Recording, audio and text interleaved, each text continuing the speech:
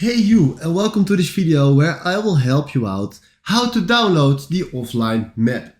And this is very simple. Alright, first go to your Google Maps icon and then from there tap on offline maps. Now, I just downloaded a map from Amsterdam, but if you want to select your own map, then tap on select your own map.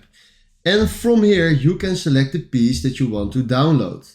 Alright, if you want to download the map around Amsterdam, then make sure that you have whole Amsterdam in your picture. Then he says it costs you 110 MBs of your free space to download this. But now if I tap on download, he will download this exact location that we selected. And after this, we can use Google Maps offline. This is a very nice feature from Google Maps and I like it a lot. Alright, if you find this helpful, please consider subscribing and give this video a like. And then for now, thanks for watching.